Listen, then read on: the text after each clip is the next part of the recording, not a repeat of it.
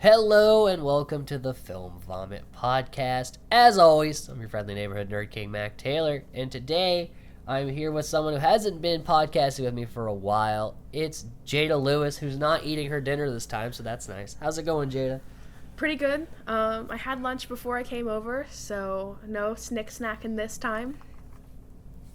And today we are going to be talking about Friday the 13th, the 1980 film that started one of the biggest horror franchises in American history, which is pretty neato. It was made with a budget of $550,000, which is extremely low for anything, especially even in the 80s. Like, most films were a few million. So this was low budget. And the reason it was made was because director Sean S. Cunningham was making children's films. Because back in the 70s, it was thought that you had to make wholesome films to be successful. So he made kind of like a Bad News Bears style movie called like Mandy's Orphans, and it bombed like super fucking hard, and he lost a bunch of money, and he needed something to pay the bills. And Halloween was really successful in '78, and so they were like, well, let's just make a film that rips off Halloween, has the same kind of formula that we can make money off of, pay the bills. So they made Friday the 13th, which they sold the script only having the title. Like, they didn't have anything written, they just had the title Friday the 13th. And that's how they got the funding, is they're like, oh, that sounds great. And then they had to write the script. The script was written by Victor Miller, and it was basically just supposed to be a pretty bare bones bunch of teenagers in the woods getting picked off kind of deal. Like, there was no real passion into it. It was just, we have to make money kind of thing, which is crazy that it became what it became off of something that was meant to be a flash in the pan. Let's see here. I got more notes. Oh, Sean S. Cunningham also did a softcore porn too. He was trying to make more money.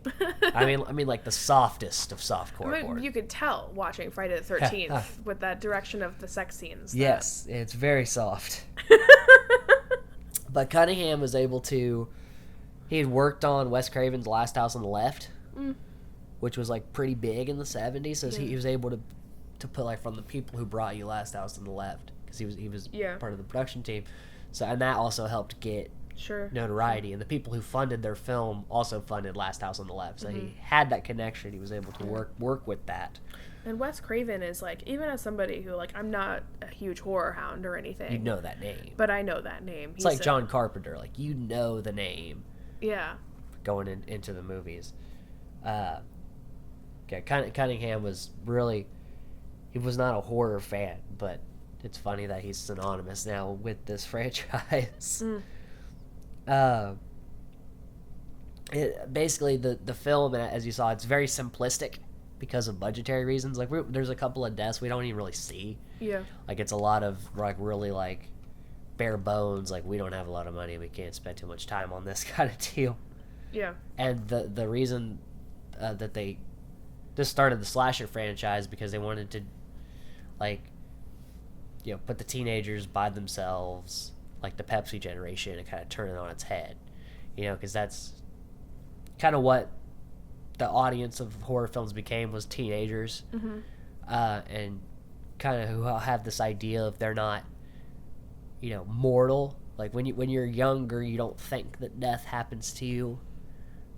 And so that's the kind of people they wanted to pick off. Because before this, in the 70s, it was usually, like, older people in horror films. They didn't do a whole lot of teenies.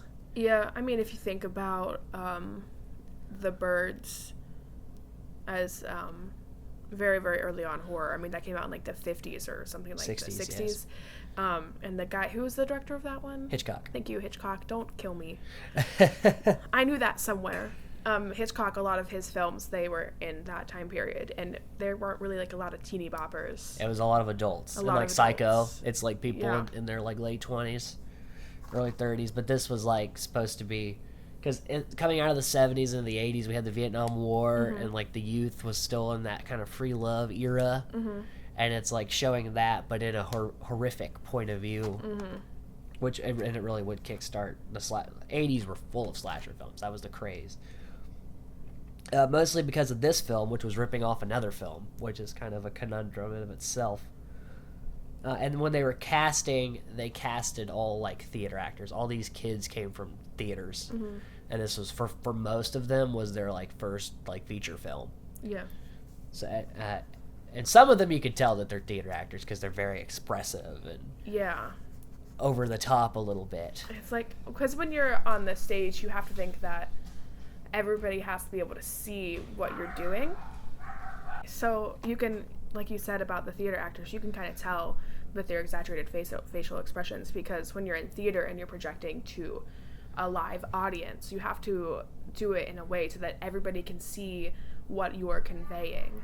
So then, if you're so used to doing like the theater acting and projecting and then switching over to film, then you have all these close-up shots of your face where you're projecting as if you're trying to project for like, half a mile off, but it's, a foot away from your face. So it's very, very exaggerated. And so I would almost say that there's a lot of like overacting. Yes. Especially like, and we'll get to it in a second, but the girl in the beginning, when they really go in on her face, like she is she has this odd look on her face. Yeah, yeah. And makeup effects are done by Tom Savini, who is horror legend. He did like the original Dawn of the Dead, so many horror flicks. Yeah. I mean, obviously this film was very low budget, and you can tell. Yes. But even with it being low budget, it was believable enough, especially for 1980. Yeah. Savini is the guy you call for makeup effects because he was a photographer for the Vietnam War, and he saw a lot of that carnage, and he said that when he makes effects, if it doesn't give him that same feeling that when he saw the real stuff, that he's doing a bad job. So he always tries to go off of photorealism. That's good.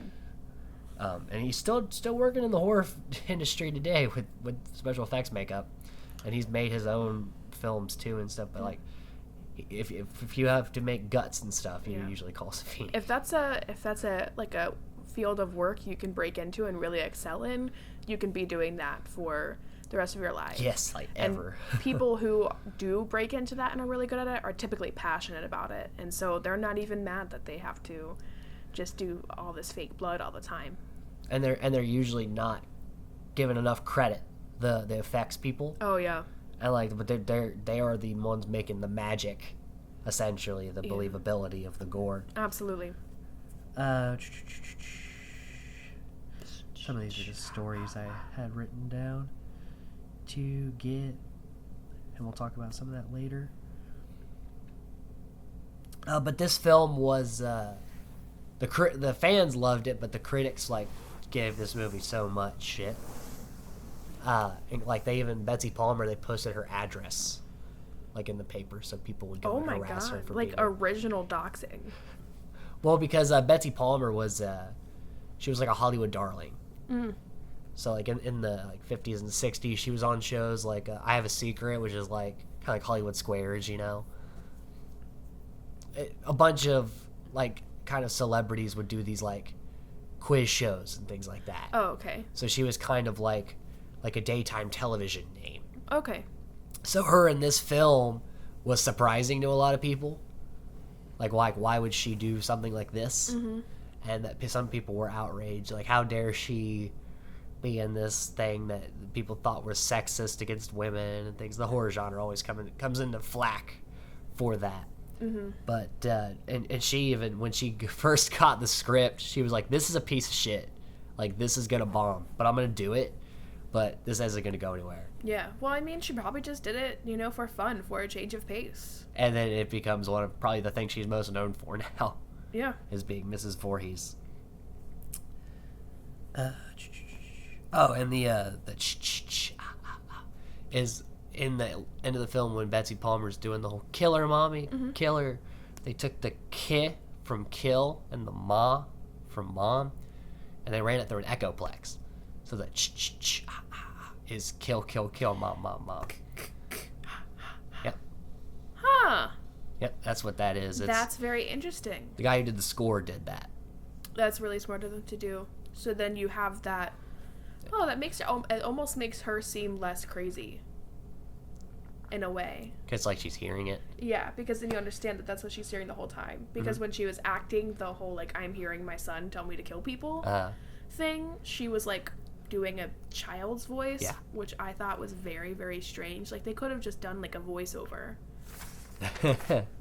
But instead they had her actually, like, act that. That was a very interesting choice. Yes. To me. But I think it makes her sound more crazy. Yeah. Let's see here. Anything else we need to talk about before we go into the... Paramount picked it up and it made $39.7 million at the box office. Which is a lot more than they spent. Yes, significantly more than what they... And it did spawn the slasher craze of the 80s. Like, we would get, like, hundreds of horror flicks that were just trying to bank off of Friday the 13th, which itself banked off Halloween. That's about it. We're going to jump into the actual story now. So, basically in the beginning, we get the counselors, Barry and Claudette. Yes, they actually have names, even though we never hear them. They're going upstairs because they're going to fuck in this little attic. It's bone time. And they are picked off by an unseen villain. Barry gets stabbed and Claudette gets a title sequence. Yeah. It's very interesting, the opening to me, because it shows that the person who's doing the murdering is not somebody that you're scared of at first. Because at first they were just like, oh, like they are familiar with the person. Yeah, like that was acting like, oh, we're not doing it. Like, yeah, it's clearly like, an adult of some sort. Yeah, like they were clearly caught red-handed in the middle of, like getting it on. Yeah. And, but they were more like embarrassed and like, please don't like get us in trouble more than they were scared. Like it's not like a deformed or masked assailant. Like it's just a person. Yeah. So what I really loved about the sequence, which I told Ben as soon as the film began, basically, was that what was her name? The female counselor? Claudette. When they were filming her death, you just saw her like scream, and then the picture froze and it just zoomed in on the picture. And I thought that was so funny. Like, that was such an interesting choice. I don't know if that was a common thing that they did in that time period. No, I think they didn't have enough money to film a death sequence, so they're like, we're just gonna go in real hard and then... Yeah, but they could have just stopped it without zooming in on her true. face. They could have just done the scream and maybe a squelching sound and then like went to black. But instead, they chose to freeze on her screaming face and zoom in on it. And then kind of slowly turn up the white balance. Like, why? I don't know. And she has the weirdest, like, she has her arms up and shit. It's a really weird pose. Yeah, and then, like, even her, like, screaming face, I don't think conveys enough horror. No. At all. It looks like a roller coaster. Like, it looks like she's going down a hill. Yep, pretty much. But, it's this film not known for the gory deaths. Like, later in Friday the 13th, the deaths are part of the enjoyment, whereas this one, it's more when they have a budget for it. Yes, that's true, and they have a little bigger, but not too much bigger, but a little bit bigger. And then we get the opening of the film, and we meet Annie, who we are kind of almost expected to think is the main character. Yeah, because it opens on her. And so she's trying to get a ride to Camp Crystal Lake. And everyone in the town is like, oh, you're going to Camp Blood. They're really opening that place up. And immediately we're getting this suspicion of like, oh, okay, what's going on with this camp? Yeah. And then just a sign of the times is like, sometimes, when you watch a movie, there are certain tells that you can like, oh, this was very clearly made in, 1980. Because someone was smoking. It's, smoking everywhere. You can't just, like, do that. No. And then you can smoke hardly anywhere. But, like, the way that she's just, like, hiking around with her fucking tent on her back. Or, sorry, her sleeping bag. Like, her whole camping gear. Just hiking around with a smile on her face, like, I'm gonna go be a camp counselor. Anybody want to give me a ride? Just any random stranger in this town. There's no caution. And then they're like, yeah, we can get you about 10 miles away. Yeah, and then she's totally cool with that. And then this trucker, which I told Ben I thought was creepy, and he didn't understand why. But from a woman's perspective, is that what you? That's what you? I don't think you got. He's not creepy in like I think he's a murdery guy way. He's creepy in like he called her like, oh, are all the girls at the camp gonna be like as beautiful as you? Like that's not. Yeah, that was a little off-putting, but again, And it is then- 1980, and Well, hold on, it was- because then he helped her up into the truck by just cupping that ass and boosting it's her. like it was like a little push. Like she was already almost in the truck. She could have like got the rest of the way up fine, and he was just like, "Nah, I'm gonna grab that ass." But I don't know. He never came off creepy though, in like his Yeah, demeanor. but like you're a dude. That's maybe that's just, but also, and it's also 1980, which was a much different Yeah, time. Like this, this would not be in a film today. No. But that trucker that she meets and like is telling her like, quit, like the place is jinxed, like they should never open it back up. Just get out of here. It's a bad idea. He actually is famous for a Disney movie. Interesting. Do you want to get? It's a classic Disney movie. Do you want to guess which film? Like animated? Animated, like classic Disney film. He does a voice in Oh, jeez. from 1991. From 19. You think that narrows it down for me? I'm just saying, like, it's not like Sleeping Beauty. It's not like 30s, you know. Okay, so 1991. it's not Snow White, but. Oh yeah, sorry, Snow White. Oh, jeez. Maybe like, I think The Little Mermaid came out in the 90s. Beauty and the Beast. Beauty and the Beast. Yes, he is Maurice in Beauty and the Beast, Belle's father. Oh. Yes, I looked. See, these that's people why up. you're not creeped out by him, because you knew that. Maybe that is why. Maybe because I googled that today, but I've never really been creeped out by him because he kind of seems like he's just trying to help her out. Like he Yeah. never.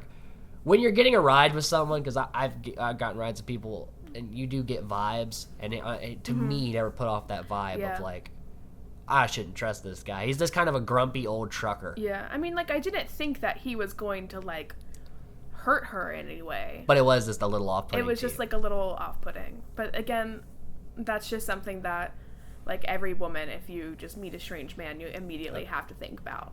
And so it's just a different... Right, it's a difference in the genders, how they Yeah. look at things and situations. But it's not that deep. No. But brings us to a more interesting character, Ralph. Yes. Probably my favorite person in the whole film. Oh, really? Because everybody treats him like the town crazy, and he is. They gave a little bit of like backstory on him. He just goes off and like Rants. gets drunk and rants about this, and then goes and locks. It's like the end of the world guy. Yeah. And Always love a nice end of the world guy.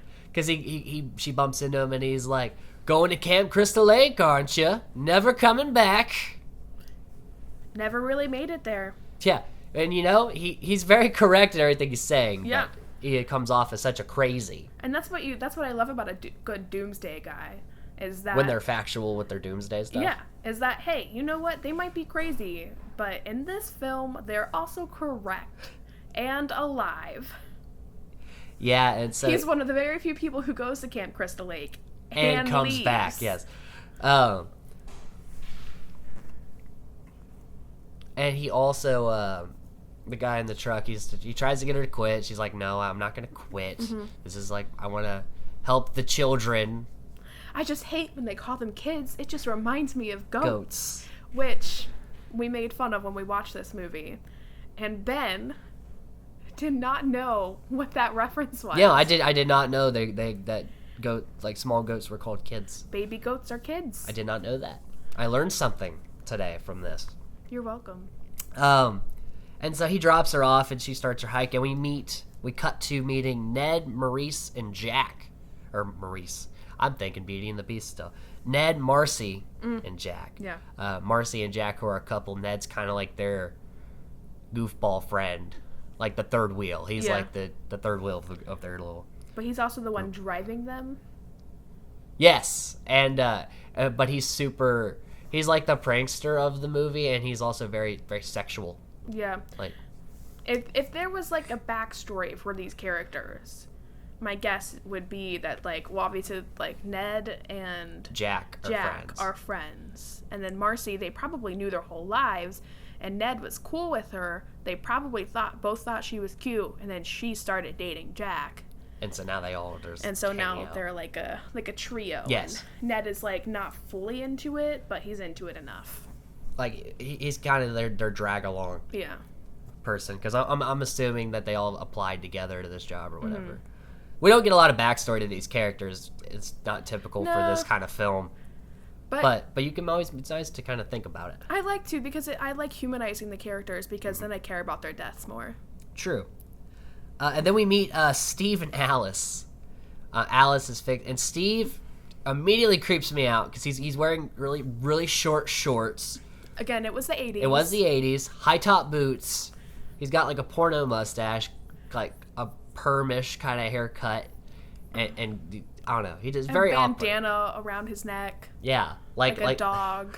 So weird. And he's just like fucking around with a tree stump. While Alice is like putting a gutter on, but like he really wants to fuck Alice, and she is not up for it. No. She's not. She's trying to like cut short these conversations that they're having, and he's really trying to press the issue. And he like reaches out and like cups her face, like, just stay for the week or I'll put you on the bus myself. Gross. Just all gross. And then everybody arrives, and there's a lot of jokes about like, they call this place Camp Blood. Like, oh, why are we working here? This is terrible. But they're not paying attention to the warnings. Yeah, no, they don't care. I mean, most teenagers wouldn't. No, for sure. I mean, think about how many kids even hear those ghost stories or like an urban legend type things, and we're just like, we want to go check it out. We should go check it out. Yeah. Which is something we have done. We have, remember that? Yes, light? we did. And then I got startled by someone's engine or something. Yeah. So, I mean, teenagers, they don't give a fuck. Urban legend? Bet. Right. And then Brenda is at the archery range, and Ned shoots an arrow past her into the target, and she is a little, like, too calm about that. Because she's kind of, like, just, like, hitting him a little bit, like, oh, you asshole. Like, how dare you? But it's, like... Also a nice foreshadowing of her eventual death. That's true. I wonder, have you gone through and watched and seen, like, if any of their deaths were foreshadowed? Because who was killed with the axe? That is Marcy. Marcy.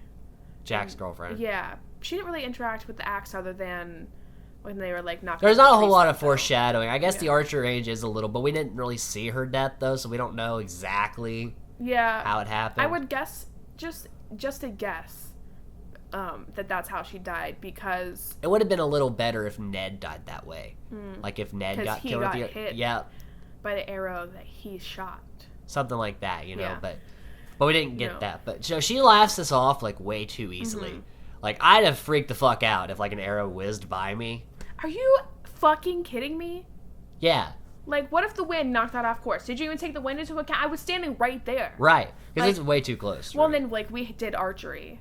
Yeah. Like, in school. It was, and I was not great at it, so I wouldn't be able to do this. They have probably very without it. strict rules. We come from a place where they have archery competitions, and they are very strict about your safety. So this For was good reason. very, very upsetting. Do not try this at home. Trigger warning. And then we cut back to Annie, who was picked up by a Jeep. And it's going for a while, and it passes the Camp Crystal Lake road. And I knew she was going to die at this point. When it passed the road? No, before. When she got picked up by the Jeep, and they didn't Show the driver. who picked her up. Yeah. That's how you know. That's like, oh, yep, there it goes. And she's like, oh, wasn't that the turn back there? We better slow down. She's like, she takes her a while to figure out she's in danger. Are you speeding up right now?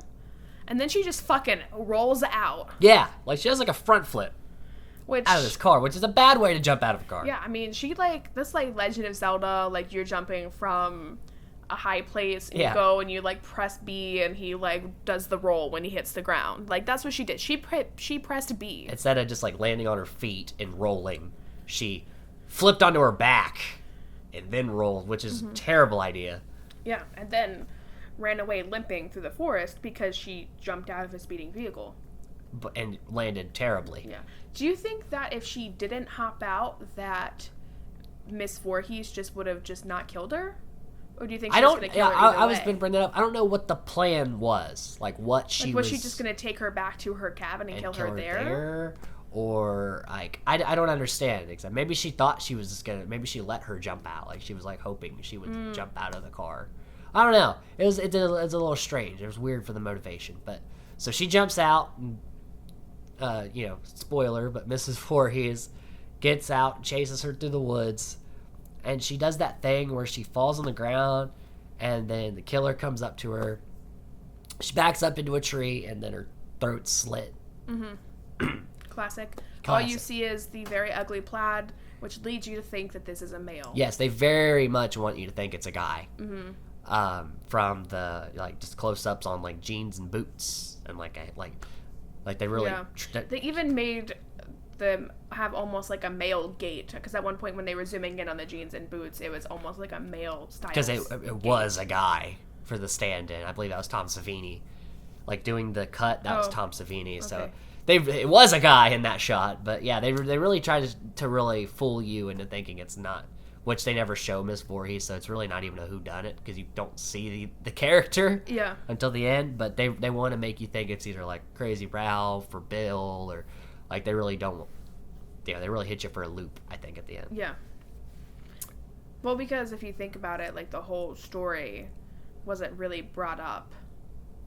You know, like they showed the 2 camp counselor deaths in the beginning. Yeah. But they very briefly mentioned the kid drowning the year before. Yeah, and that was due to their low budget and lack of time. Yeah. Like they had to quickly just kind of get this thing out. But again, for slasher films, we're not looking for heavy plot. It's more so just let's get to the deaths. Let's just kill some people. So Annie's dead, and you really liked Annie, so that I did. Well, she was annoying, but she was peppy, and I just wanted her to go, like, meet other people who were also excited.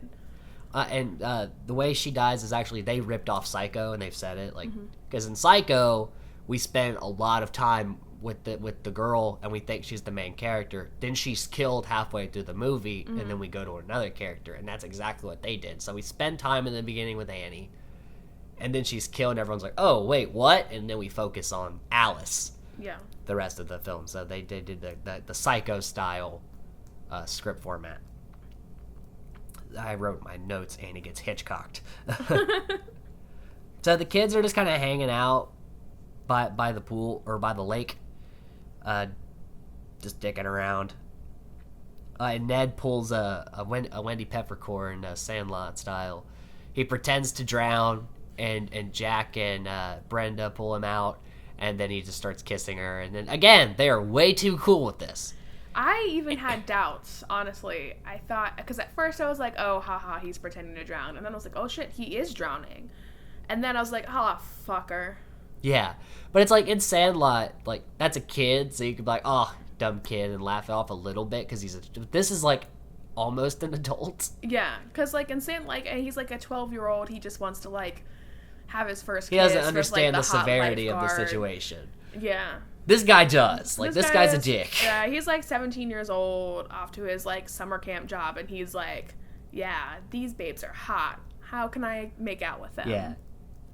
And then we get a scene where Alice is in her cabin, and she finds a snake, and Bill comes and essentially just chops up the snake, which was a real snake. They actually killed a snake in the movie, so they're very sad the little snakey got chopped on up. Rest in peace.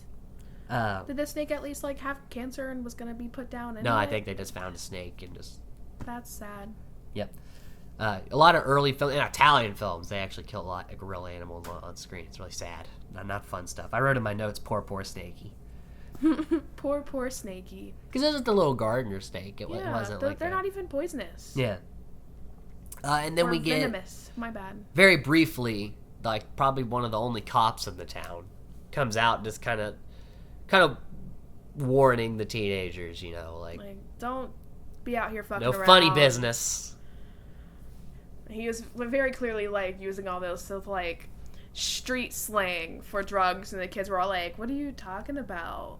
Yeah, God, he said something like gold. Like he was using some more. It sounded more like cocaine names. Yeah, I mean, he said like grass at one point, but then after that, it was like weird shit. Like I'm like, what drugs did they do in 1980? What kind of marijuana was getting tossed around in 1980? Because this seems weird. This may be wildly uncomfortable. But when he shows up, Ned is like dressed like an Indian, and, like doing the wah wah wah wah wah wah wah thing, and immediately he's just like, all right, fuck these kids. Like, if Ned wasn't being like the fucker he is, maybe the conversation would have went a little different. Yeah. And then also Kevin Bacon's kind of fucking with him. Oh yeah. Ooh, nice bike. Yeah, and it's like, okay, I hate you, all of you. Yeah, but honestly, I would forgive Kevin Bacon for that. Yes, because like He's Kevin Bacon. yeah, no, the coolest cat. I mean, he's the biggest star that comes out of this movie. Oh yeah, and like Yeah, big time. he was a big star for a reason. It's because the ladies like him. And And also, really he's a really good actor. Yeah, very good actor. But this was his second film, like big film. Which we'll talk about that in a second. I'll find a place in my notes here.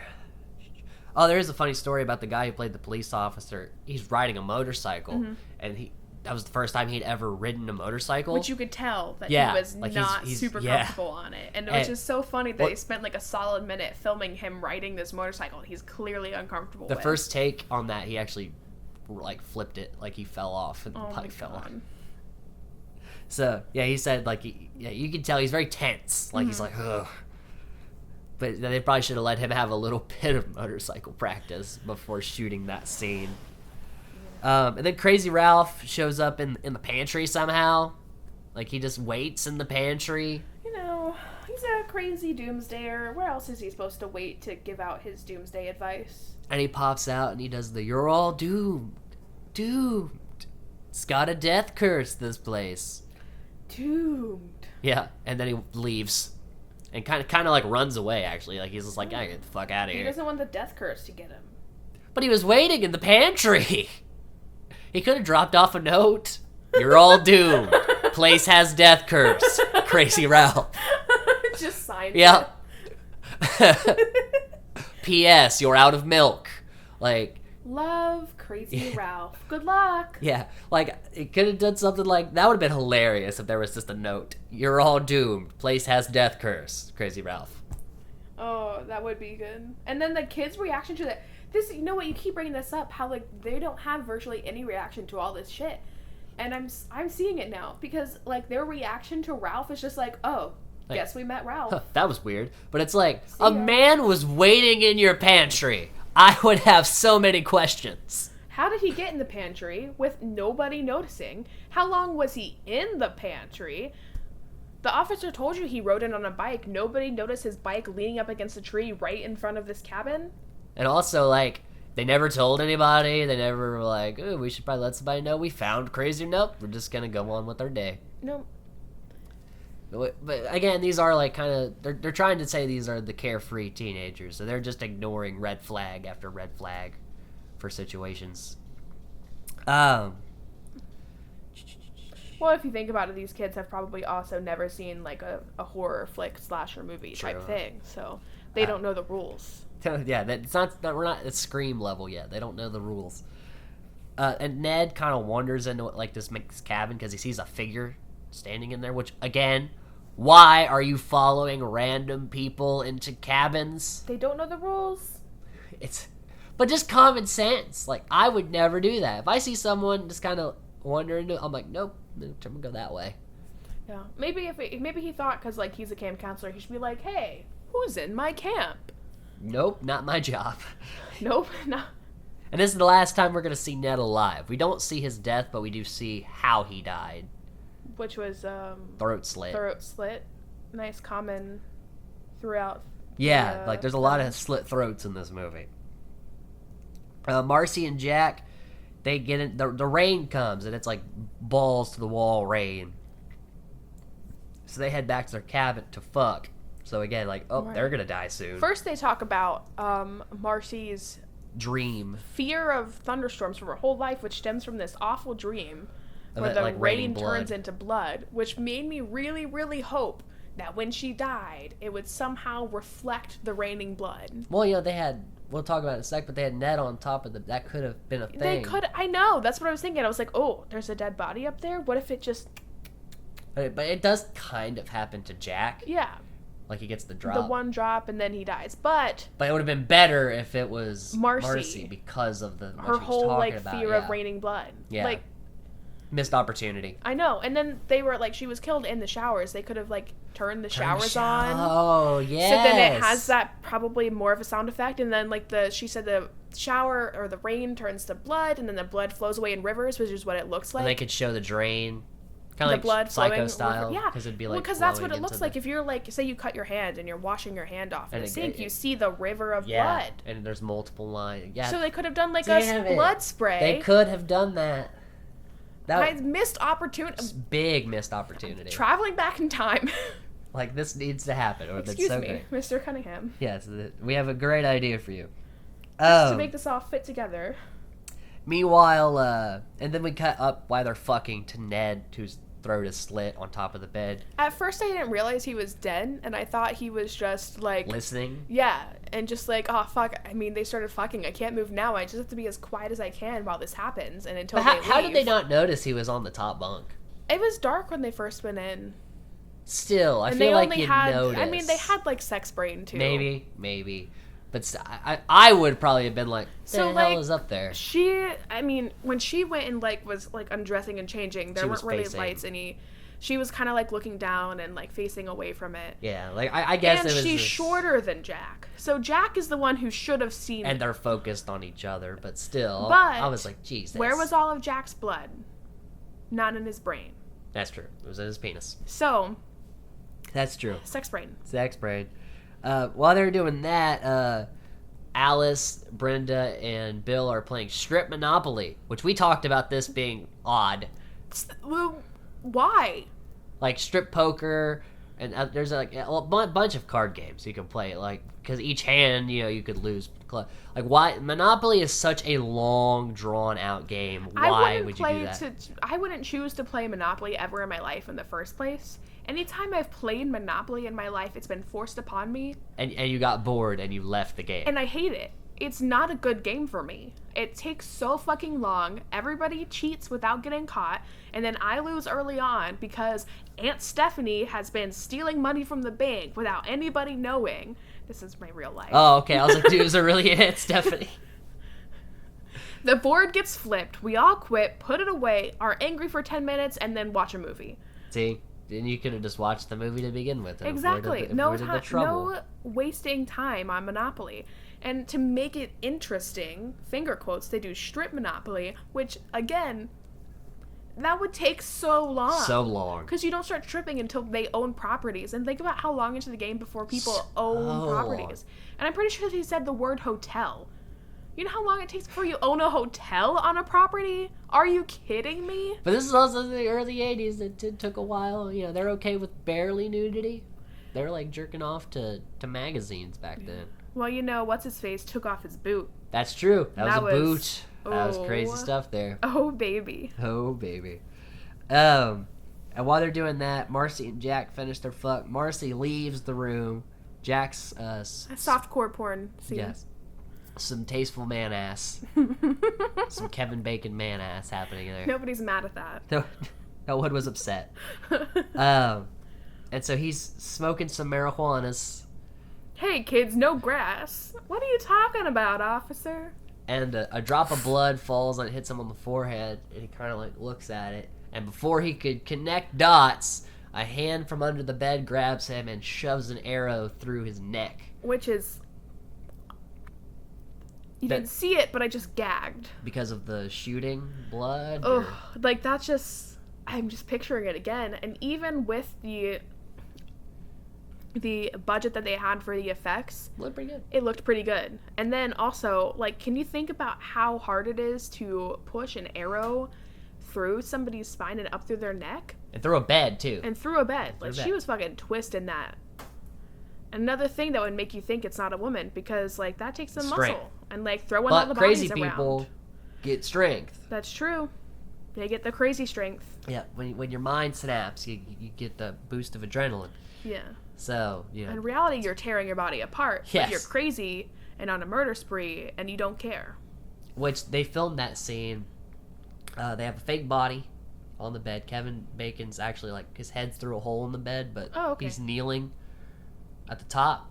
And they shoved the arrow through, and there's hoses pushing out the blood. Well, the hose disconnect from the blood squirter, so the makeup artist under the bed blew into the tube, and that's why it shot out. Oh. It's because it didn't run out, so he had to blow on it and it shot out that way. That's fun. So that's how that affected. It was like, it did look like a fountain. It did. It would have been funny. I'm sure this is not what happened, but since, like, Kevin Bacon had to kneel there anyway, it would have been funny if he killed his, like, body double. Like, shoved the arrow up through his own body double's neck. Like, that's, like, next level. Like, that's meta, but I want it. Like, I wonder how long it actually took to film that. Like, how long he was kneeling. Yeah. Probably uncomfortably long. Oh, I'm sure. And it's a small space. Yeah. Because Kevin Bacon at that time was, like, just a theater actor. He was, like, struggling to get roles. Mm-hmm. Like, he was in Animal House. But, like, it was a small role, and he hadn't got anything since. But this kind of got him back on track to getting things like Footloose, which was, like, his big push. Yeah. Well, then let's get back to this. Kevin Bacon, his character's laying on the bed. So they think about, like, the whole time that they're having this softcore porn session. Like, she's under there. Miss Voorhees is just under there, and she hates it when teenagers have sex because that's why her son died. Spoiler alert. But she waited so long. Like he rolled a joint and everything. Like, there's so much time. Yeah, like, she, like, got, like, partially dressed and left. He rolled a joint, got partially dressed, laid back down, lit up, got a little buzz. Like, did she take a nap for a little bit under, like fell asleep during the softcore porn? And then woke up, like, oh, yeah, right, let me do this. Oh, right, I'm murdering. Right, gotta go finish that murder spree. It's on my to-do list. Death 3, check. And then Marcy she's in the bathroom. She's doing this, like, monologue in front of a mirror from some play or movie. I don't know what it is. I don't know if they're trying to pretend like women in bathrooms do this. I do this in bathrooms. Yes, but you're, like, an actor. Like, well, maybe Marcy is an aspiring actress. We don't know. But, like, okay, I'm not saying that I don't talk to myself in the bathroom. You're like, let me elaborate here. But usually, if I'm, like, running lines in the mirror, it's because I'm in a production, not because I'm at summer camp. And, like, not when I have my man waiting for me back in cabin B. You know what I'm saying? Right. You know, I'm not gonna, like, post-fuck, go pee, and, like, catch myself in the mirror and start running lines. For a play I'm not in, because it's like, June. Yeah. And, like, she's gonna be there all summer. So I don't know what she was doing exactly. But also, why didn't she put on pants? Yeah, she put on, like, her underwear and a raincoat and her shirt, but she didn't put pants on to go. Maybe she didn't want to get her pants wet, because wet pants are the worst. That's true. But shorts? Yeah. Like, I don't... The director's like, hey, we got to get as much close to nudity as we can. Got to sell it. Sex sells.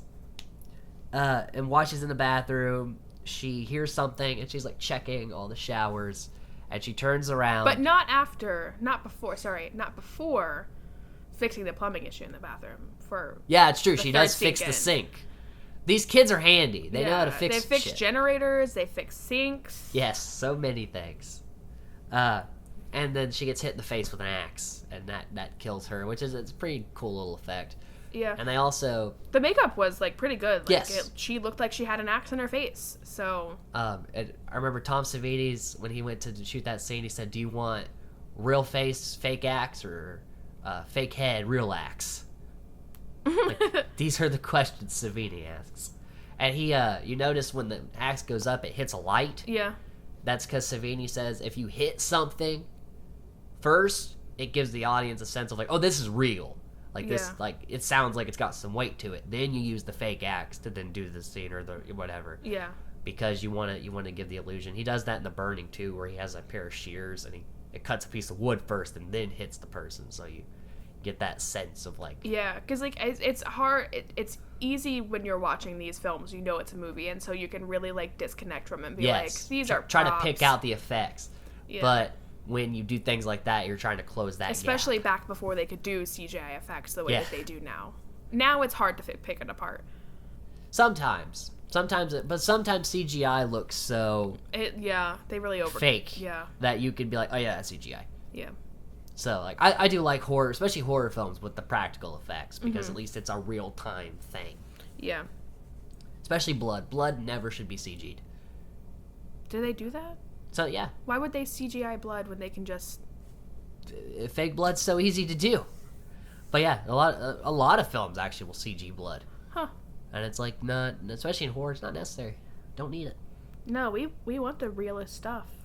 It's not that hard to make fake blood. You can buy it off Amazon. Here's your bucket of blood, sir. So the strip monopoly is cut short because Brenda left the windows to her cabin open, and just now it's been pouring balls. Yeah.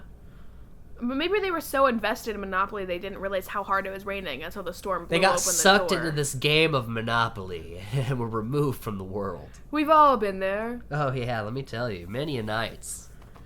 And then we cut to where Steve has been this whole time. He's at a diner, talking to this waitress who I enjoyed that character. Yeah, I told you I voted for her to make it to the end as we were watching. And they did have a little bit back and forth banter. He's like, "What do I owe you?" She's like, "Just a night on the town." And he's like, "No, really, what do I owe you?" No, I'm trying to fuck Alice, not you. Come on. I gotta get back there. And so he gets back in his Jeep and makes his way back to Camp Crystal Lake. And his Jeep fails him. And Brenda, she's getting ready for bed. She's in like her nightgown kind of deal, reading Which a book. takes us back to the 1880s rather than the 1980s.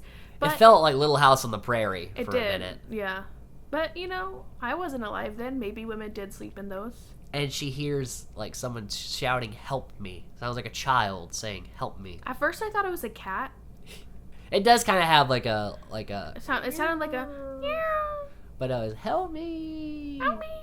And so she walks outside to the archery course and the lights are flipped on and she's like, "Ah," and then we cut again. We don't see that death. So that's why I think she was killed. She was standing over by the target, lights on her, and her scream was just long enough away for that they could have. It makes sense, but it's just when we see her body later, she has some face trauma, but like I don't see any like. I thought the face trauma wounds. was posthumous Probably from being but like it's hard dragged to tell. around and thrown through. Yeah, a it's just window. hard to tell what. Yeah, caused actually.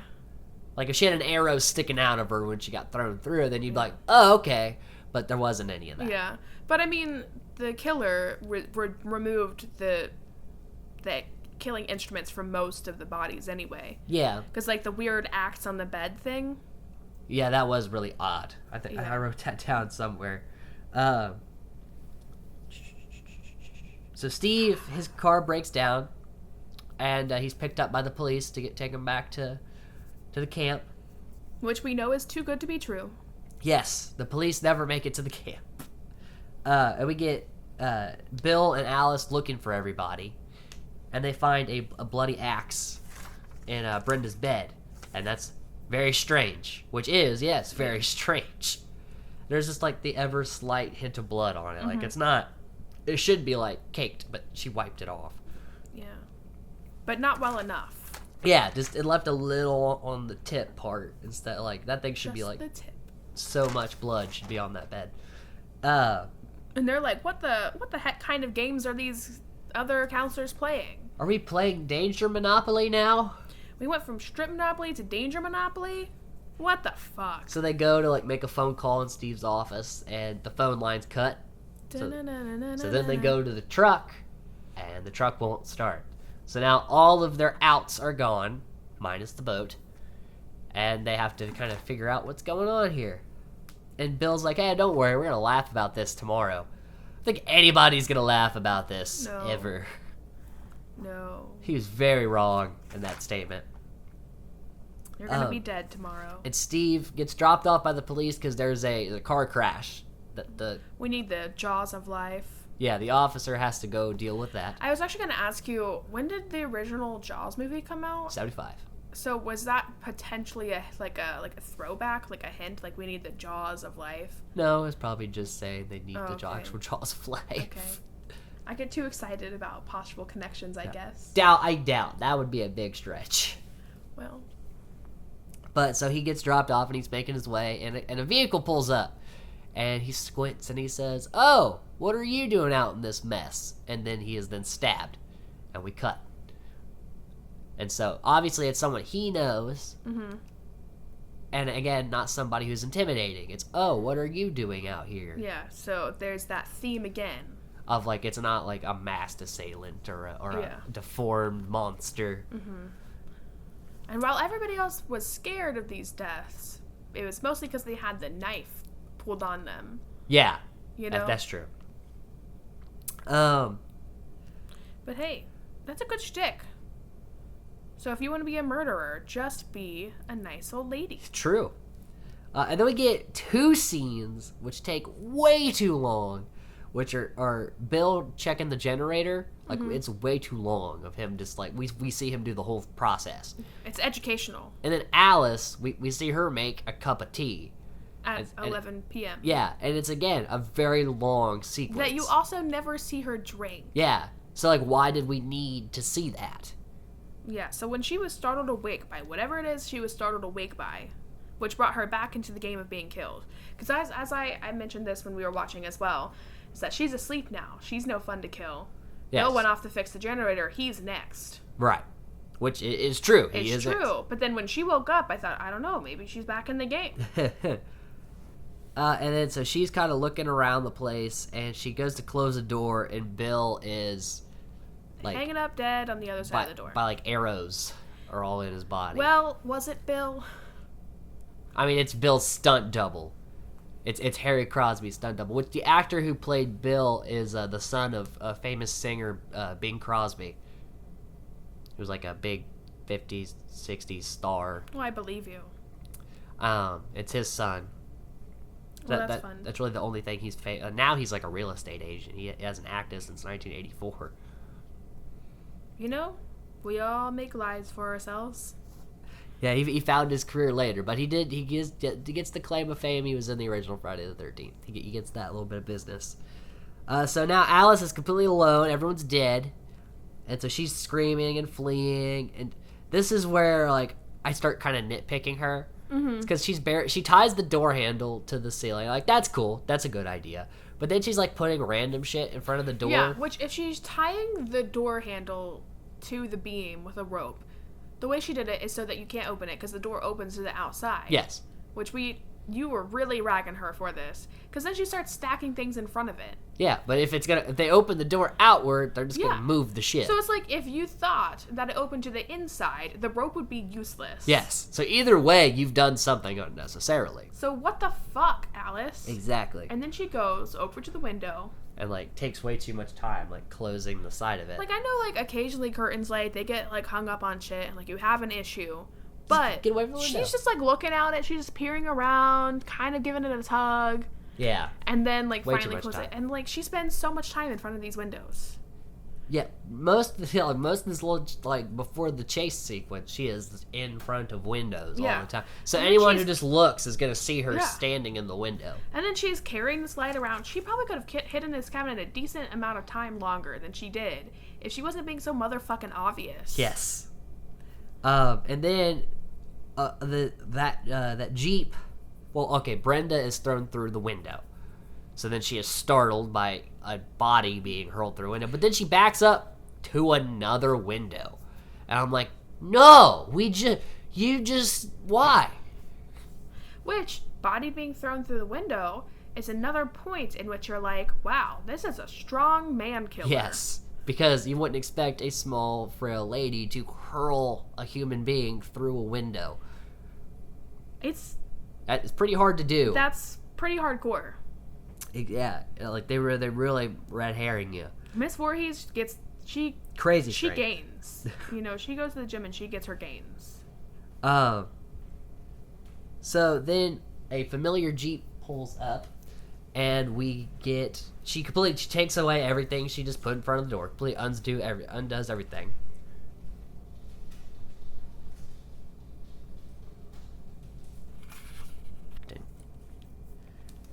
And it's this really old, kind of frail-looking old lady.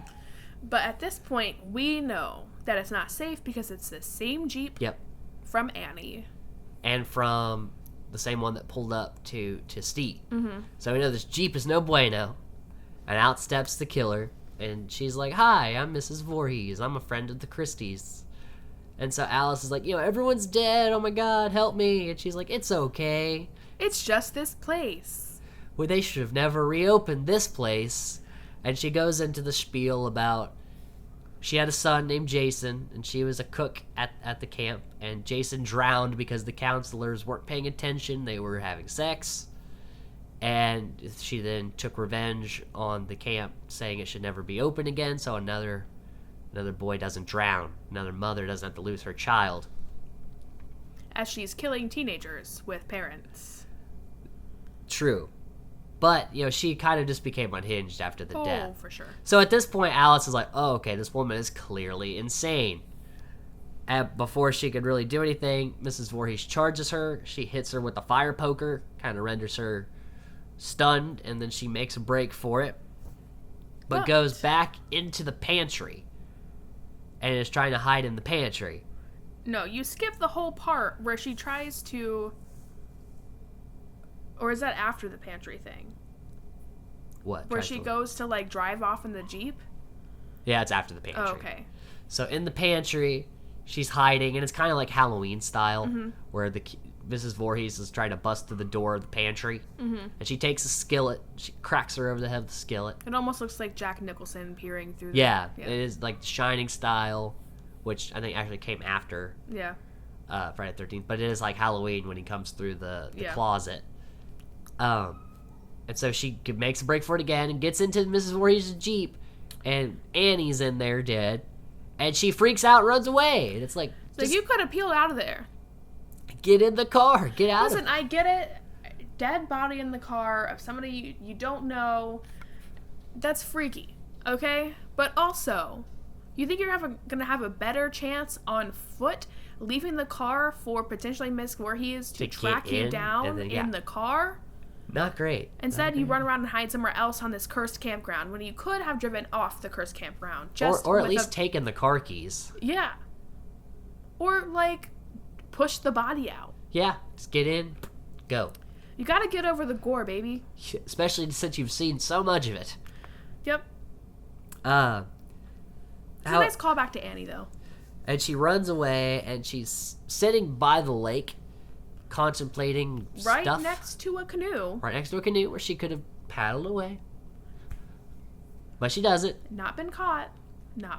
And then we see a shadow come up behind her, which is Mrs. Voorhees. Reflection of Miss Voorhees in the lake about to, stab her, chop her with the machete. Yeah, and she's running around going, "Kill her, Mommy. Kill her." "I will, Jason. I will kill her." Which we really finally get to see how unhinged this woman is. Yeah.